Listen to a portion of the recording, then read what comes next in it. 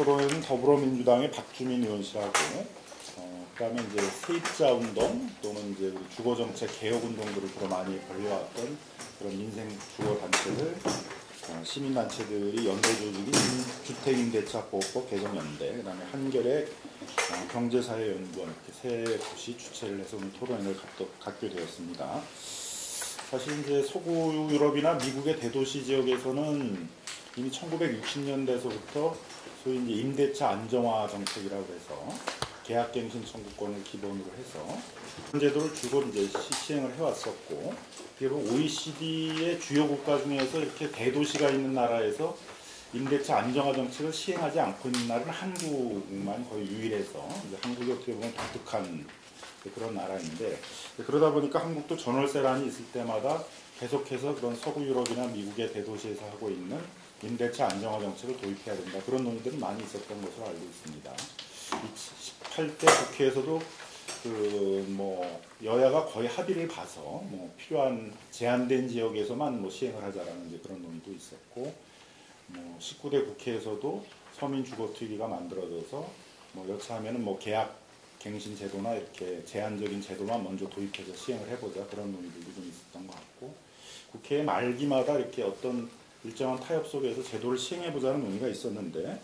결국은 다 제도를 도입하면은 임대료가 갑자기 많이 오를 우려가 있다라는 부작용론 이런 거에 밀려가지고 최종적인 입법을 하지 못한 상태 속에서 이렇게 넘어왔던 것 같습니다. 20대 국회에서는 이제 오히려 거꾸로 거의 논의가 되지 않고, 법안은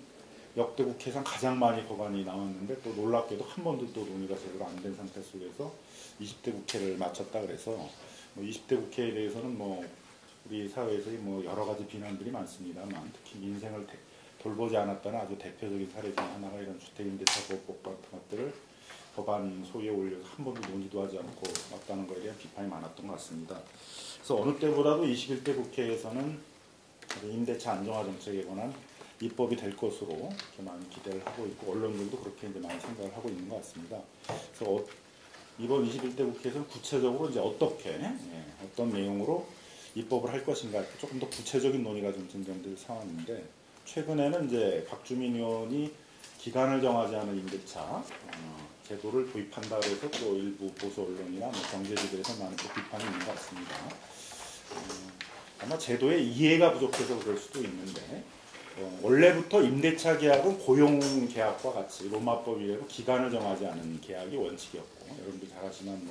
고용은 기간을 정하지 않은 계약이 원칙이고, 기간을 정한 비정규직이 예외적인 거잖아요. 그리고 기간을 정하지 않은 계약이 돼 정당한 사유가 있을 경우에는 이제 그걸 종료시키는 해고 제도 같은 것들이 인정되는 것처럼, 임대차의 경우에 있어서도 기간을 정하지 않은 계약이 로마법 이래의 원칙이었었고, 다만 이제 임대인이 정당한 사유가 있으면 해지할 수 있도록 하는 그런 시스템으로 운영해 왔던 거고, 서구 유럽에서도 그렇게 운영을 해왔는데 큰 문제는 없었던 것 같아요. 안정적으로 잘 운영이 되었던 것 같고, 임대인의 입장에서도 본인이 사용을 해야 되거나 동거하는 친척이 사용을 해야 되거나, 독일 같은 나라에서는 자기가 숙식을 제공해야 되는 고용인이 사용해야 되는 경우 또 이제 임대차를 해지할 수도 있었기 때문에, 근데 그런 제도가 좀 많이 안 알려져서의 좀 이렇게 정확한 내용이 없이 비판이 되는 지점도 좀 있는 것 같고, 또 한 측면에 있어서는 이게 너무 또 이렇게 이념화돼가지고 보수 정치 세력에서는 이제 이거는 반드시 저지해야 되는 그런 법률 이렇게 상정을 해놓고 비판하다 보니까 조금 근거를 갖고 비판이 안 되고 자꾸 이념적으로 이제 시장 원리에 반하는 법률이다 이렇게 추상적으로만 좀 많이 비판이 됐던 그런 측면들도 좀 있었던 것 같습니다. 그래서 오늘은 좀 이제 그런 점들도 좀 약간 불식하고, 구체적으로 이제 도입을 한다면 이게 원래 서구 유럽이나 미국의 대도시 지역에서는 어떤 내용으로 시행되고 있는 것이고, 또 한국에서는 그러면 처음 시작을 할 때 어떤 수준에서 어떤 내용으로 시작을 할지 이런 것들을 좀 구체적으로 논의할 수 있는 그런 토론이 되었으면 좋을 것 같습니다. 그런 점에서 상당히 어렵고, 또 약간 최근에는 또 그 근거 없는 비판을 또 많이 받기도 했지만, 우리 박주민 의원이 제일 먼저 좀 그래도 법을 내주시고 이번 21대만큼 좀 책임지고 주택임대차보호법만큼 꼭 통과하시겠다는 의지를 보여주고 계셔서, 먼저 우리 박주민 의원의 인사말을 듣고 토론을 시작하도록 하겠습니다. 이제 법 발의 관련돼서는 비판도 많이 받고, 또는 상대방으로부터 고발도 많이 당하는 것도 있는데요. 이것만큼 심하게 공격당한 적은 처음인 것 같습니다. 저희 어머님이 저한테 전화해서 괜찮냐고 하실 정도로 누굴 많이 받고 있는데 뭐 여러 가지 이유가 있을 것 같습니다. 방금 말씀하셨던 것처럼 법 내용에 대한 이해가 좀 부족하신 경우도 있는 것 같고 또는 해외 입법례라든지 이 법의 어떤 취지나 효과에 대해서 잘 이해를 못하시는 분들도 있는 것 같고요. 오늘 토론회가 이제 그런 부분에 있어서는 어느 정도 해소시켜 줄 수 있는 기회가 됐으면 좋겠다라는 개인적인 생각을 가지고 있습니다.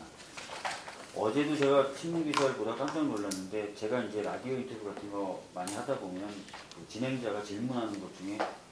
아니 외국은 그런 제도를 두고 있어서 임대료가 엄청 높잖아요. 그거 보고서 막 이렇게 질문하는 진행자도 있었는데 제가 어제 신문을 보다 보니까 독일 베를린의 경우 1제곱미터당 15,000원이래요. 그게 최근에 이제 10년 사이에 2배 올라서 그렇게 됐다고 그러더라고요. 그러니까 1제곱미터당 15,000원이면 100제곱미터면 150만 원. 엄청 비싸다라고 생각을 하실 수도 있지만 또 그 진행자의 취지에 비춰본 바에는 또 그렇게 엄청 높다고 할 수 있을까 이런 생각이 들 정도로 여러 가지 정보가 좀 부족할 수도 있고 왜곡돼 있을 수도 있고 하다는 생각이 좀 듭니다. 어쨌든 아까 말씀드렸던 것처럼 이번 토론회가 그런 것들 좀 바로 잡을 수 있는 또는 뭔가 좀 보완이 될 수 있는 자리가 됐으면 좋겠고요. 최근에는 다행인 게 며칠 사이에 조금 저한테 우호적인 댓글을 다시는 분들도 좀 계시고 뭐 메신저 같은 걸로 응원의 메시지를 보내주신 분이 하루에 1명 정도는 하여튼 뭐 열심히 하겠습니다.